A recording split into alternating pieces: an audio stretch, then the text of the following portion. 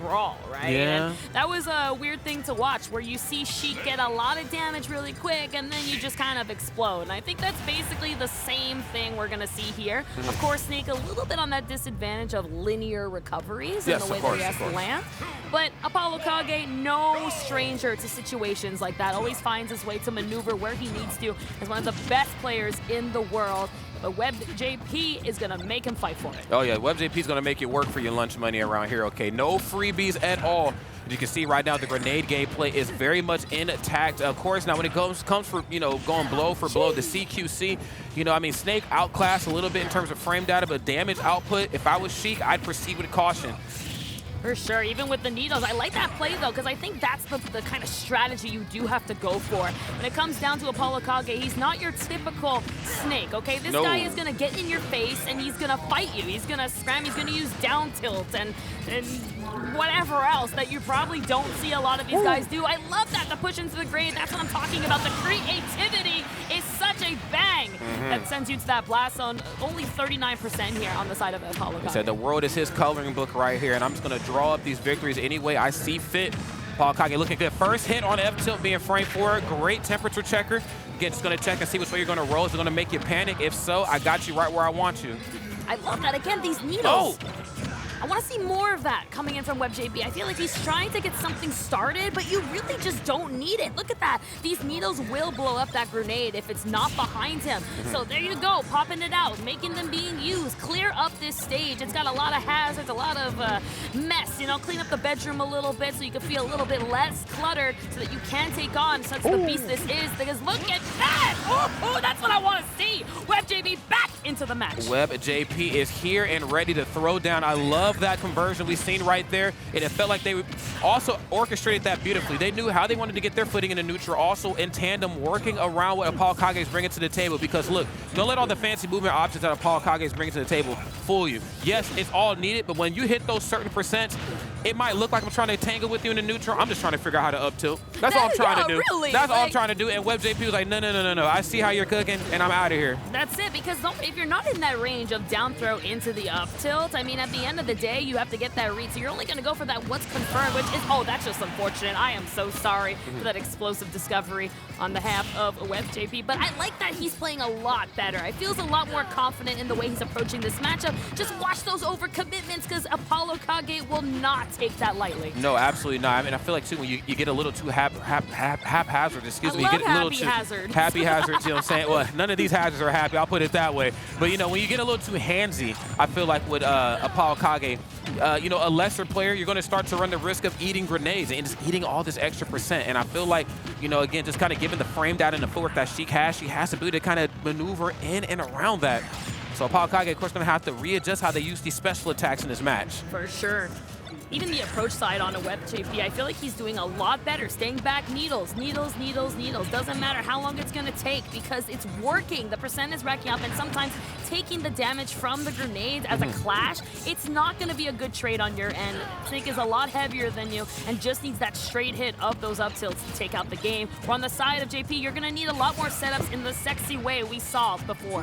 That's right. Slowly but surely, they're starting to come to fruition right now. The ApolloKage show here is in full effect. In the corner, nothing off that frame six up tilt. Wait a minute. Okay, these trades not going to work in WebbJP's favor here anymore, too. And I think ApolloKage is very well aware of that. Going to have to make sure your hits are as clean and precise as possible. One trade, and that could be all she wrote for Sheik. Unfortunately, though, this is not the end of the book. The chapters are still being written as the game is alive, because I'm seeing a potential possibility. I mean, Sheik is not really the comeback kind of character. No. But if he can grab this stock, the percent, that part is the easy part for Sheik. Those damage racks up really quick. You just have to get that opportunity, and if you get it, we're back in this. Yeah, it just really comes down to how you get that lead and how you maintain it. I think, Snake is a very different character when he has lead versus when he's playing from behind, but same could definitely be said for Sheik, too. She's holding forward. She's trying to outbutton you. She's trying to figure out how to get as many clean and precise hits, uncontested hits as possible. Not in this game number 1, though. Going to have to see it in game number 2. And I think that's kind of where WebbJP started to fall apart a bit more.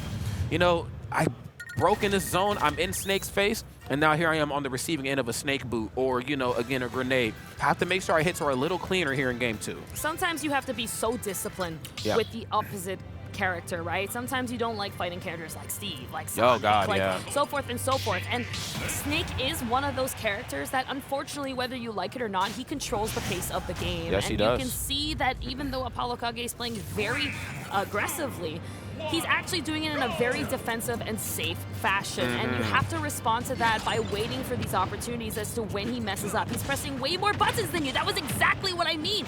Waiting for that commitment so that you can get the right opening when you need it. Because just like that, 61% is racking up on game 2 here, Rod. 100%. You know, I'm so glad you brought up the importance of this patience. I mean, good things come to those that wait, especially in a matchup like this. I mean, it's not about who strikes first, especially versus Snake. It's about who strikes correctly, because you're going to get a lot of opportune, you know, moments to get in Snake's face. The problem is that if you swing improperly, stuff like this is going to happen. So just wait. You know, a character like Snake would certainly show their hand, especially being off stage. Haven't even seen that aspect of the match come out, and we might not get a chance to see it. Down throw into the, you guessed it, up to after a certain percent, and that's true. I need to check if it is true at that percent. I know Sheik is light, but my gosh, that felt so early. Not sure if the rage has to it or if we just had no commitment. Wow, a little bit of a touch too on that up smash right up the back. That's going to be some kind of spine injury, but we are recovering well in this second stock. I love the comeback. We have a set 0-0. I think that we have WebbJP that is just playing a lot smoother. Yes, smooth is certainly the key word. Smooth in the sense of, like, I need to make sure my hits are uncontested.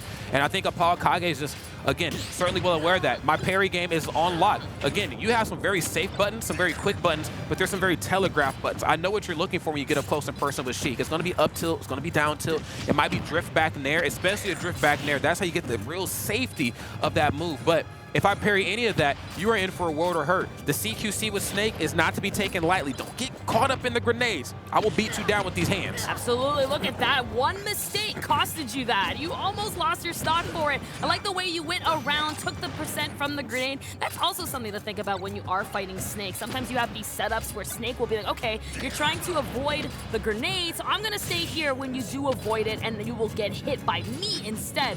And sometimes taking that grenade is a lot better. Yeah, I mean, it's just all about kind of imposing your will and kind of utilizing the full terrain of the stage here. I mean, we see it most. Oh, look at the patience! My Jesus. Okay, we're good. Grenade actually, I think, really helped. I thought we had an explosion on that behalf of Snake, but no, looking immune, especially with that jacket coming in. Bulletproof vest, keeping him alive, and ApolloKage just gonna act normal as he continues to plan his traps. Hey, Snake, the original Teflon Don right here. He said, nothing's getting through this. Great stuff on ApolloKage's side. It's looking really, really good, but I don't want to take anything away from WebbJP. I mean, if there was ever an opportune moment to really figure out how it is I need to get in and around this projectile system, it's certainly not, because I'm gonna be real, it's not the CQC that's really sticking it to WebbJP. Yes. It's just the full and utter control right here, the terrain of this match. Okay.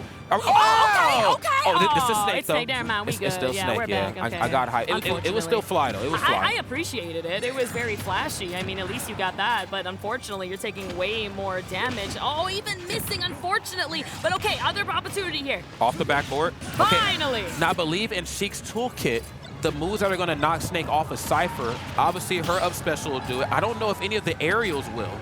But I think I think it's just up B, which is why they're trying to time it properly. Smart on the ApolloKage to wait, for the right moment to go for up B until that, I guess, unspoken third jump, which is a directional air dodge up. My God, back air is going to close it out. That frame trap, unfortunately, caused by the grenade. I love the way that you had such a strong opening on behalf of JP, really getting in the damage that you needed to, but unfortunately, you forgot that he was holding a grenade, and you do have more damage. You're going to go above.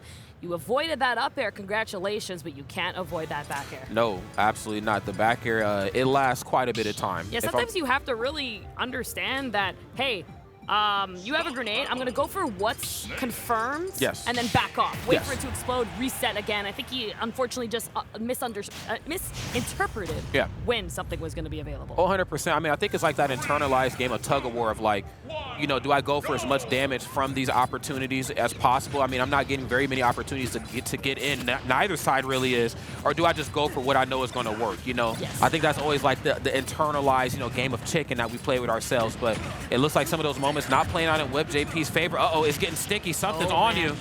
Okay, we have double sticky. Who's got it? It's on Snake's leg, it's everybody. On Snake. Uh-oh. Look at that. Take this, okay? It's on back you. I'm not even sure where it is at this moment. It looks like it is just staying on the stage here. Okay, it's still on someone, actually. Oh, it's on you, bro. Bro, he had no idea. He's like, I'm just going to do it and hope for the best. It was on his butt cheek. He couldn't see it when he laid down. He's like, wait, that's on me. My goodness. That's on me, and that's on you. Love that. Tipper up smash, getting it done. And you know what, Kels? You asked a very important question in game one.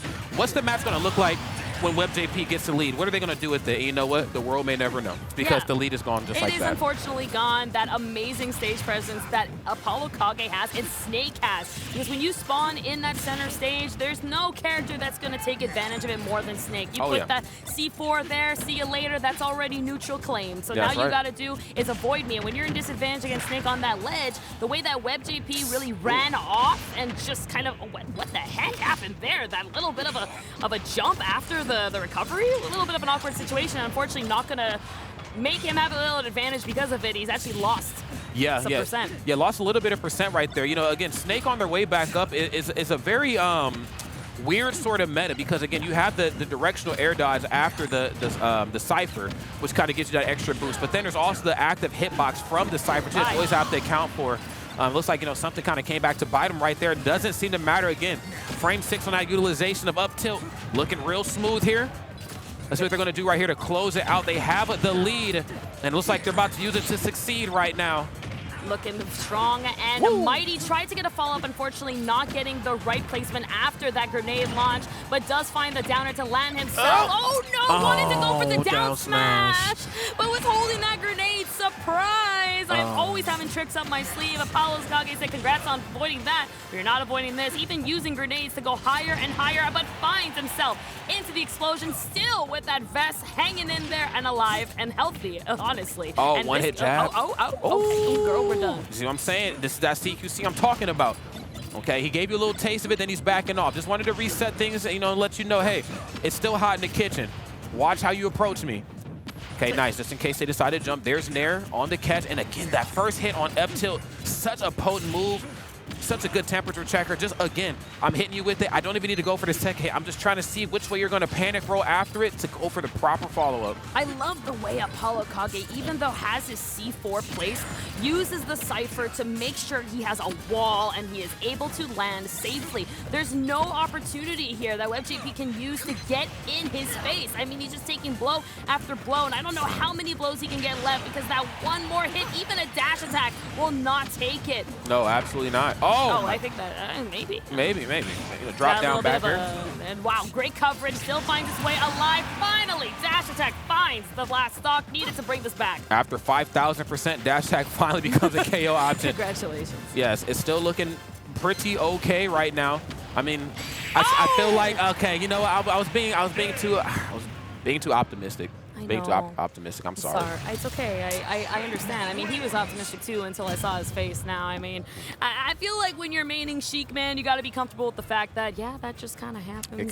You can be in the lead, and then it can be taken from you in a matter of moments. And I think, you know, in some of the moments, you know, when against another character, per se, you get the lead with Sheik, then you break away, you get to really lean into, like, your options out of shield. Now, you're Nair, you're forward air, like, okay, they're trying to catch me. I got the lead. No. I got, you know, needles. A lot of characters can't deal with needles. However, Snake is a little different. Those moments where you want to break away could actually come back to hurt you in the long run. You get the lead and you want to back off, it's the grenade show over and over and over again. So it's